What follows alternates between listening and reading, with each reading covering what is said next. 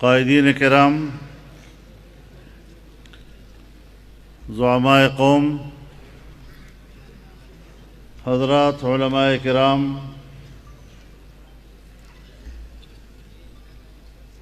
جمعیت طلباء اسلام کے نوجوانوں، ہمارے سپوتوں، آج کی اس کامیاب مفتی محمود کانفرنس کے انعقاد پر میں جمعیت طلباء اسلام کی قیادت اور ذمہ داران کو اور کارکنوں کو مبارکباد پیش کرتا ہوں اور خراج تحسین پیش کرتا ہوں کہ کس طرح آپ نے اپنے جذبے، اپنی جدوجہد کے ساتھ اپنے اسلاف کو اور اپنے اکابرین کو زندہ جاوید بنا دیا ہے۔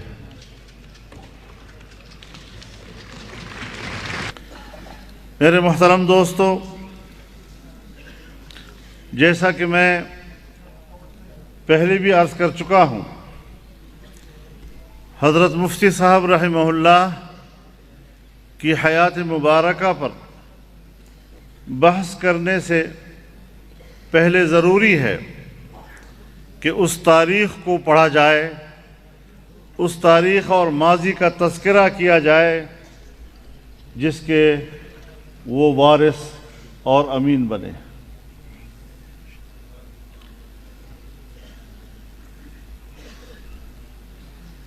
جمعیت طلباء اسلام کے نوجوانوں کو حضرت مفتی صاحب رحمہ اللہ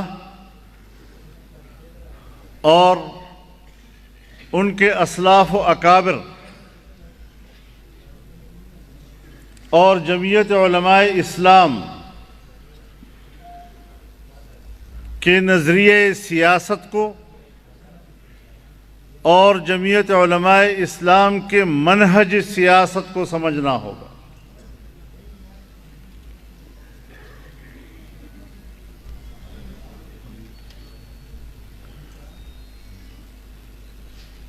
نظریہ سیاست ہو یا منہج سیاست، یہ اپنے اندر ایک وسیع مفہوم رکھتا ہے، وسیع معانی رکھتا ہے، اور ہم نے سیاست کو کس چیز کا نام رکھ دیا ہے؟ سیاست مفادات حاصل کرنے اور اقتدار تک رسائی کے لیے چالاکیوں کا نام نہیں ہے۔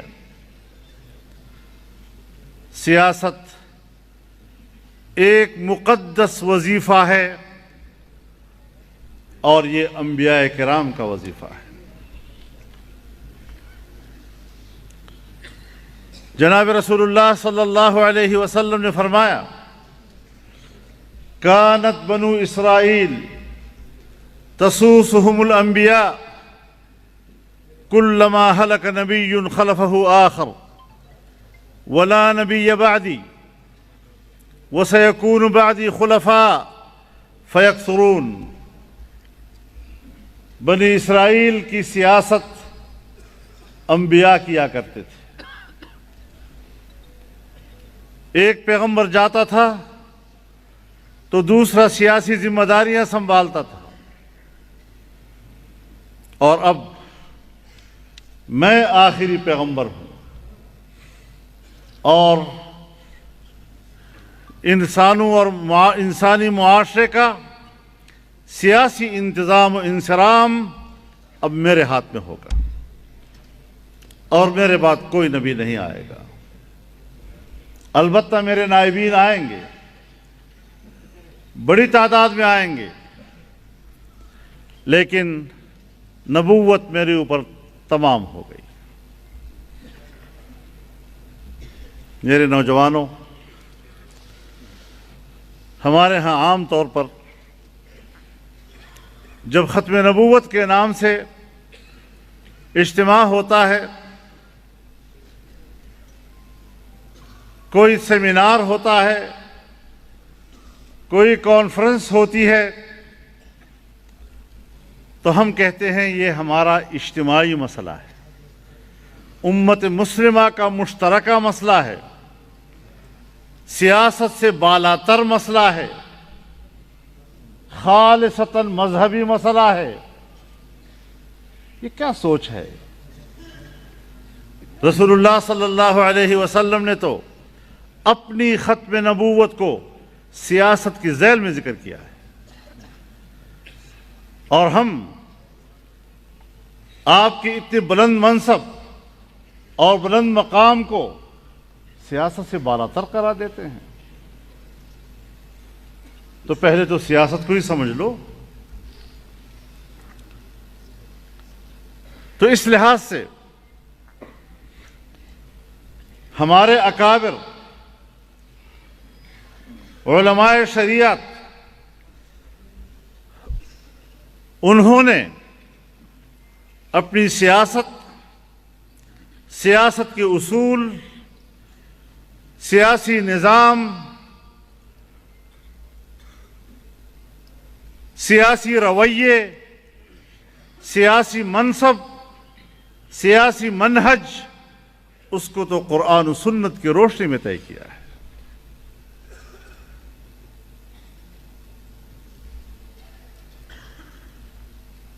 یاد رکھیں،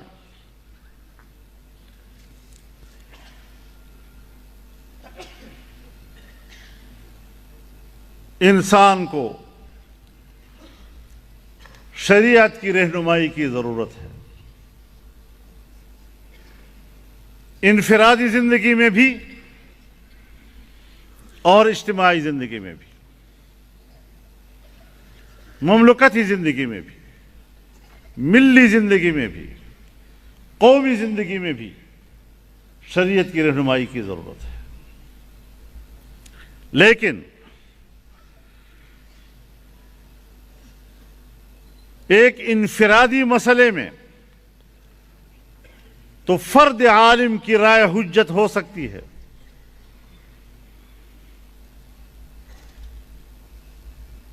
آپ نماز پڑھ رہے ہیں، نماز میں بھول چوک ہو گئی، روزے میں بھول چوک ہو گئی، زکوٰۃ کا مسئلہ پیش ہو گیا، نکاح طلاق کا مسئلہ کسی کا پیش ہو گیا، میراث کا مسئلہ پیش ہو گیا، تو آپ جلدی سے مدرسے میں جاتے ہیں، دارالافتاء میں مفتی صاحب سے رجوع کرتے ہیں کہ جی مجھے یہ مسئلہ درپیش ہوا ہے، وہ آپ کو مسئلہ بتاتا ہے اور آپ اس پر عمل کرتے ہیں۔ ایک فرد عالم کی رائے آپ کی رہنمائی کے لیے کافی ہے۔ لیکن جب مملکت کا سوال ہوگا، قومی اور ملی زندگی کا سوال ہوگا، تو پھر اس کے لیے ایک فرد عالم کی رائے حجت نہیں ہے، اس کے لیے علماء کی جماعت چاہیے، اس کے لیے شورائیت چاہیے، شورائی نظام چاہیے۔ حضرت ابوبکر صدیق رضی اللہ تعالیٰ عنہ فرماتے ہیں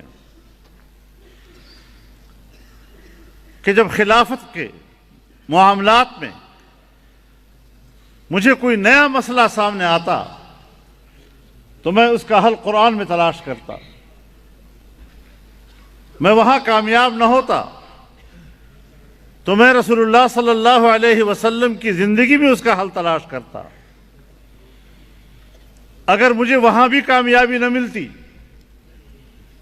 تو میں عابدین و زاہدین اور اہل الرائے کو اکٹھا کرتا، ان سے مشورہ لیتا، اور جس معاملے میں ان کی رائے ایک جگہ ٹھہر جاتی تو میں اس کے مطابق فرمان جاری کرتا تھا۔ حضرت عمر رضی اللہ تعالیٰ عنہ صرف ایک اضافے کے ساتھ یہی بات فرماتے ہیں کہ پھر میں حضرت ابوبکر صدیق کے دور میں اس کا حل تلاش کرتا، اگر مجھے وہاں سے حل نہ ملتا تو پھر میں عابدین و زاہدین اور اہل الرائے کو اکٹھا کرتا، عمائدین کو اکٹھا کرتا، عمدہ لوگوں کو، ان سے رائے لیتا، اور جہاں وہ ایک رائے پر متفق ہو جاتے میں فرمان جاری کرتا۔ حضرت عثمان رضی اللہ تعالیٰ عنہ سے پھر ایک اور اضافے کے ساتھ یہی روایت منقول ہے کہ پھر میں حضرت عمر رضی اللہ تعالیٰ عنہ کے زمانے سے رہنمائی لیتا، اور اگر مجھے کامیابی نہ ملتی تو میں اہل الرائے اور اہل شورا کو بلاتا، عمائدین و عابدین کو بلاتا اور ان سے مشورہ کرتا، پھر وہ جس فیصلے پہ اکٹھے ہو جاتے میں اس کے مطابق فرمان جاری کرتا۔ اور حضرت علی رضی اللہ تعالیٰ عنہ کو تو رسول اللہ صلی اللہ علیہ وسلم نے براہ راست حکم دیا تھا کہ آپ نے امت کے فیصلے اپنی ذاتی رائے سے نہیں کرنے۔ اس تصور کو لے کر آپ خود اندازہ لگائیں کہ جمعیت علماء کی بنیاد بر صغیر میں کن اصولوں پہ رکھی گئی تھی۔ ان چیزوں کو سمجھو ذرا، کس اساس پر جمعیت علماء قائم ہے، کس تصور پر جمعیت علماء قائم ہے۔ آج بھی قوم کو اس طرح کی رہنمائی کی ضرورت ہے۔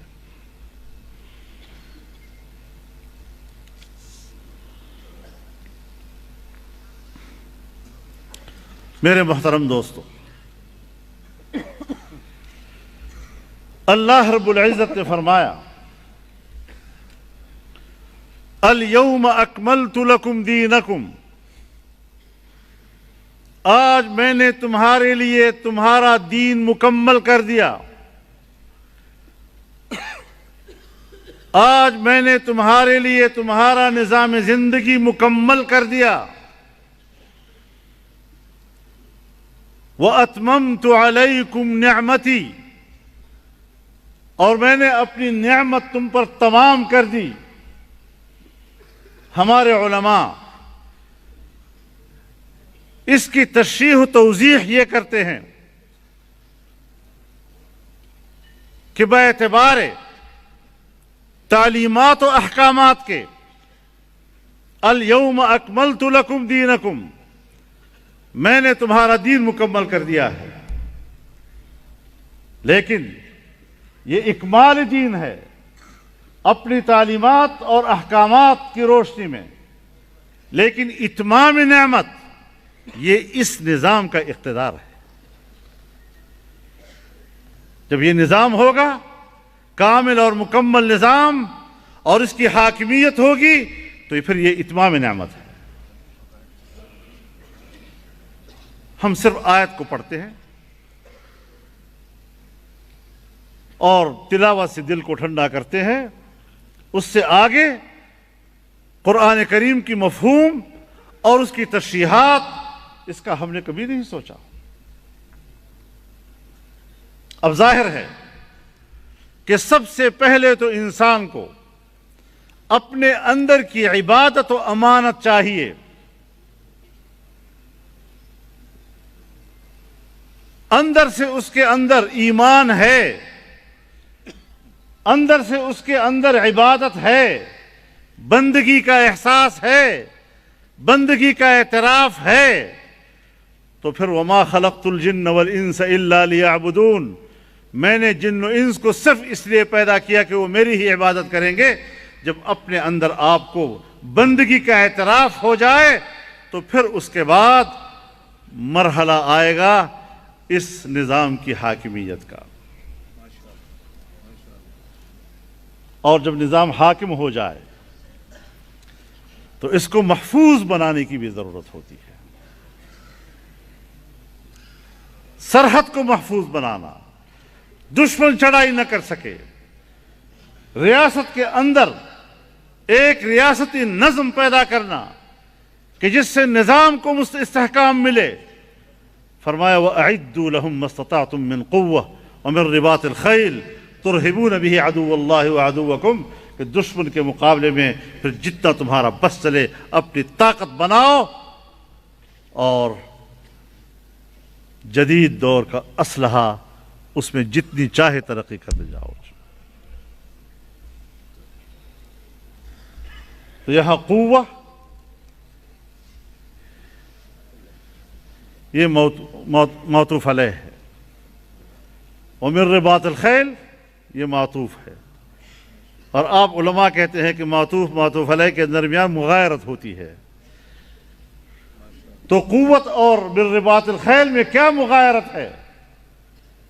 سیدھی بات ہے کہ قوہ نکرہ ہے، اس میں عموم ہے، اور رباط الخیل معرفہ ہے، اس میں خصوص ہے.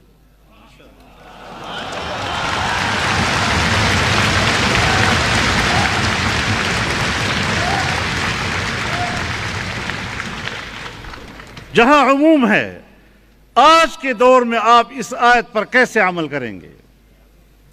نظام بدلتے رہتے ہیں، زمانے بدلتے رہتے ہیں. ہر زمانے میں قرآن کریم اور شریعت کی تعلیمات یہ فٹ ہونے کے قابل ہیں، اس میں سمو لیتے ہیں. تو پھر جو عموم ہے اس کو عوام کی طرف کر لو. قوت جون سی قوت ہو، علمی قوت ہو، سیاسی قوت ہو، تصنیفی قوت ہو، تحقیقی قوت ہو، تنظیمی قوت ہو، جو قوت آپ کے بس میں ہے اور آپ کو اس کی اجازت ہے ریاست کے اندر، وہ قوت حاصل کرو، اور خصوص کو خواص کے حوالے کر دو. ہمیں تو چاقو رکھنے کی بھی اجازت نہیں ہے، لائسنس لینا پڑتا ہے، لیکن ریاست کو حق ہے کہ وہ اپنی دفاعی قوت کو مضبوط بنائے. کلاشن کوف سے لے کر ایٹم بم بنانے تک یہ حق ہمیں قرآن کریم نے دیا ہے. امریکہ کون ہوتا ہے ہم سے یہ حق چھیننے کے لیے؟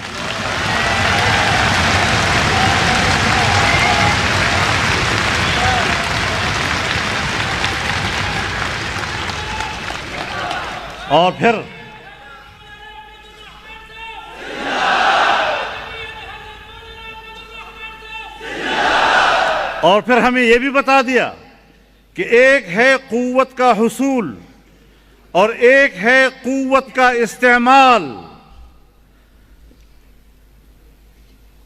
تو قوت کے حصول کے اور ضابطے ہیں اور قوت کے استعمال کے اور ضابطے ہیں.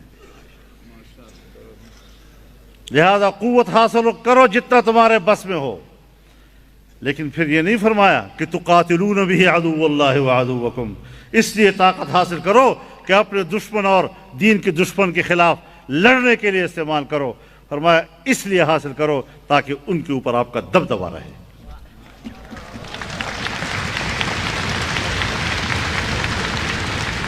ہم نے ایٹمی قوت استعمال کرنے کے لیے حاصل نہیں کی.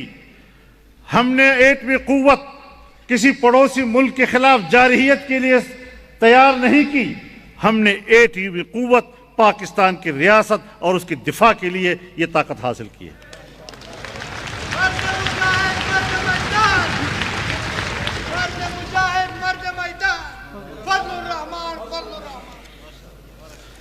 تو میرے محترم دوستو، ان اصول کو ہمیں سمجھنا ہوگا.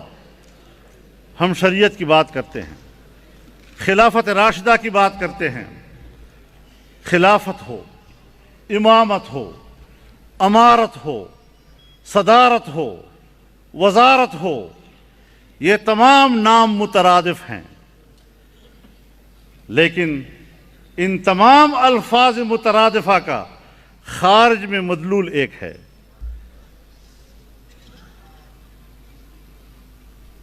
ایک حکمران کے منصب کا نام ہے. آپ نماز کے طریقے میں تبدیلی نہیں کر سکتے، آپ روزے کے احکامات میں تبدیلی نہیں کر سکتے، آپ زکوٰۃ کے احکامات میں تبدیلی نہیں کر سکتے.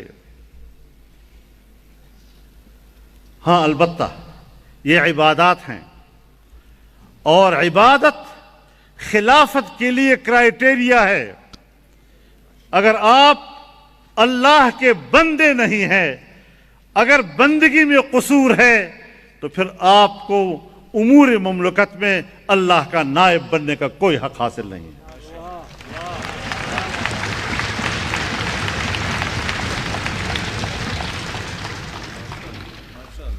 تو بنیادی چیز یہی ہے کہ اولین چیز اللہ کی عبدیت ہے، اور یہی عبدیت معیار ہے، استعداد اور صلاحیت ہے کہ آپ کو اللہ کا نائب اور خلیفہ دنیا میں بنا دے۔ تو خلافت امر اجتماعی ہے، لیکن نظام مملکت، نظام خلافت، اس کے لیے کوئی خاص شکل متعین نہیں ہے۔ حضرت ابوبکر صدیق رضی اللہ تعالیٰ کی خلافت ایک طریقے سے ہوئی، حضرت عمر فاروق رضی اللہ تعالیٰ کی خلافت دوسری طریقے سے ہوئی، حضرت عثمان رضی اللہ تعالیٰ کی خلافت تیسری طریقے سے ہوئی، حضرت علی رضی اللہ تعالیٰ کی خلافت چوتھے طریقے سے ہوئی۔ ایک خلافت راشدہ کے اندر 4 خلفاء کے انتخاب کا طریقہ ایک دوسرے سے مختلف رہا۔ مطلب یہ کہ اس میں وسعت ہے۔ بس جلدی سے ہم تک نظری میں جو میرا نظریہ ہے وہی اسلام ہے، اور جو اس کے خلاف کرے گا وہ کافر ہے۔ یہ کوئی بات ہے یار؟ یاد رکھیں، انتہا پسندی، شدت پسندی یہ اس وقت آتی ہے جب آپ مایوس ہو جاتے ہیں، آپ عوام کو مطمئن نہیں کر سکتے، آپ عوام کی تائید نہیں حاصل کر سکتے، جب پبلک کی طرف سے آپ کو قبولیت نہیں ملتی تو پھر حواس باختگی اور مایوسی میں انسان شدت کی طرف جاتا ہے۔ یار یہ راستہ تو کام نہیں آ رہا، یہ جمہوریت تو ایسے فضول چیز ہے، پارلیمنٹ کی کیا سیاست کرنی ہے؟ الیکشن میں کھڑے ہوتے ہیں، 10 دفعہ کھڑے ہو گئے فیل ہو جاتے ہیں، تو پھر کیا راستہ ہے؟ پھر اپنے دماغ میں جو جذباتی طور پر آیا اسی کو لے لیا، اور صرف لیا نہیں، اسی کو شریعت کہہ دیا، اور صرف شریعت نہیں کہا، پھر اگر ان کے فکر کے خلاف آپ کرتے ہیں تو آپ کو کافر بھی کہتے ہیں اور جمہوریت کو بھی کفر کہتے ہیں۔ پہلے تو یہ ہے کہ جمہوریت ہے کیا چیز،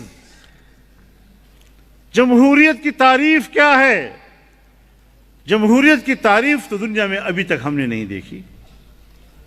زیادہ سے زیادہ اگر ہم کہیں اس کا خلاصہ نکالیں گے تو ایک لفظ ہم سمجھ میں آتا ہے کہ عوام کی شراکت۔ اب رہی بات یہ کہ عوام کی حاکمیت، تو حاکمیت تو اللہ رب العالمین کی ہے، تو اللہ رب العالمین کی حاکمیت کے بعد عوام کی حاکمیت کی بات کرنا یہ تو پھر شرک ہو گیا۔ تو پھر آپ جو فتویٰ لگائیں ٹھیک ہے، لیکن میرا ملک کا آئین کیا کہتا ہے؟ میرے ملک کا آئین کہتا ہے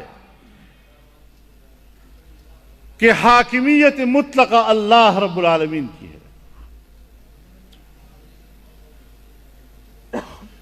قرارداد مقاصد آئین کا حصہ ہے، وہ اللہ کی حاکمیت کی بات کرتا ہے۔ اس کا معنی یہ ہے کہ مغرب میں، یورپ میں، امریکہ میں اگر جمہوریت کی کوئی تعریف ہے سو وہ جانے اور ان کا کام جانے، ہم تو اس تعریف کے پابند ہیں جو ہمارے آئین نے ہمارے ملک کے اندر کیا ہے۔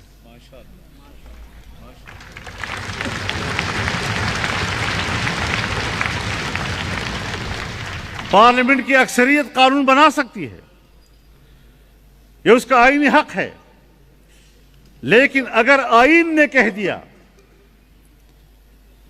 کہ یہ قانون قرآن و سنت کے خلاف ہے تو اکثریت کو بھی حق نہیں ہے کہ وہ قرآن و سنت کے خلاف قانون بنا سکے۔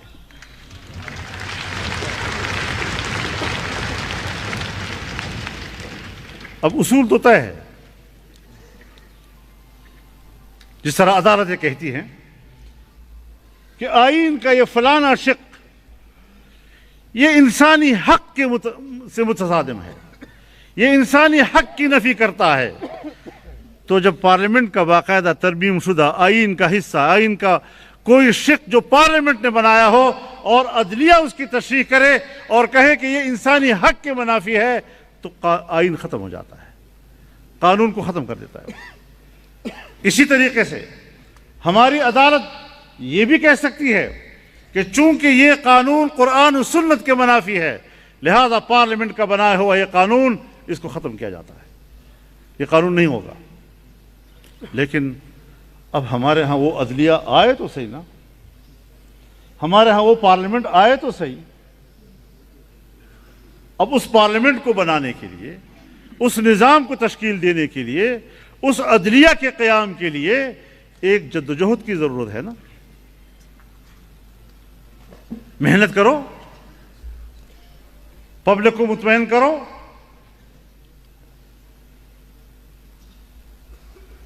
اس محنت کی ضرورت ہے، اور یہ جہاد ہے۔ رسول اللہ صلی اللہ علیہ وسلم نے واضح طور پر جہاد کے بارے میں فرما دیا کہ ہر وہ محنت، ہر وہ کوشش جو اعلاء کلمت اللہ کے لیے ہو، وہی جہاد ہوگا۔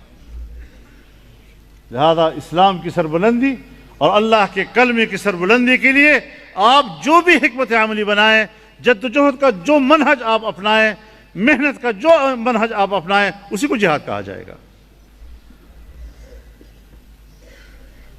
جہاد کے لیے کوئی خاص طریقہ متعین کرنا، یہ بھی تو علمی لحاظ سے ہماری سمجھ سے بالاتر ہے۔ میں بھی تو قرآن و سنت کا ایک طالب علم ہوں، میں بھی تو ان مدرسوں سے فارغ ہوا ہوں، انہیں اساتذہ سے میں نے پڑھا ہے۔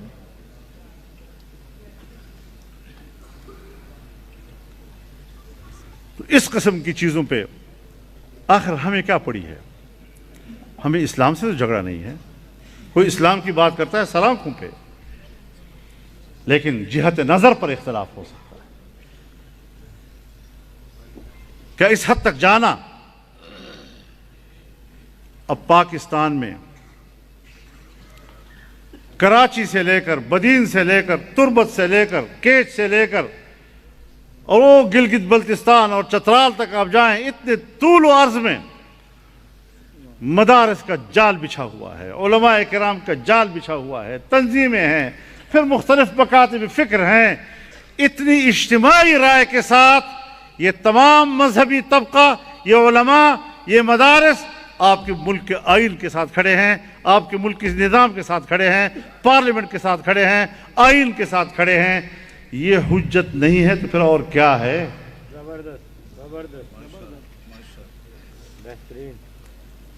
کون حجت ہے پھر؟ وہ جو مایوس ہو گئے، وہ جو جذباتی ہو گئے، وہ جو مرنے مرانے پہ آ گئے، وہ حجت ہو جاتے ہیں۔ کچھ تو ہمیں بات سمجھنی چاہیے۔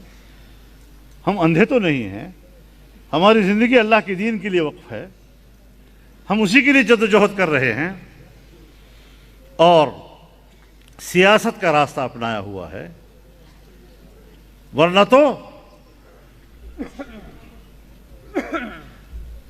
اسلام کی خدمت تو مختلف طریقوں سے ہوتی ہے۔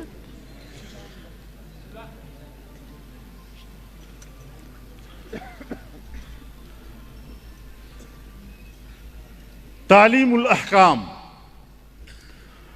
جسے ہم شریعت کہتے ہیں، تہذیب الاخلاق، جسے ہم طریقت کہتے ہیں، تنظیم الاعمال، جسے ہم سیاست کہتے ہیں، یہ تینوں چیزوں کا آپس میں ربط ہے، ربط۔ شریعت، طریقت اور سیاست۔ اگر شریعت محض ہو اور طریقت و سیاست معاون نہیں تو یہ تنگ نظری پیدا کرتے ہیں۔ یہ حجر میں بیٹھے ہوئے مولوی صاحبان استاد نہیں ہوتے، بڑے تنگ نظر ہوتے ہیں، ان سے شکوہ نہیں کرنا چاہیے، ان کا ماحول تنگ نظری کا ہے۔ اور اگر طریقت ہو اور شریعت و سیاست معاون نہیں ہے تو پھر یہ رہبانیت پیدا کرتے ہیں، اور رہبانیت اسلام کا مزاج نہیں ہے۔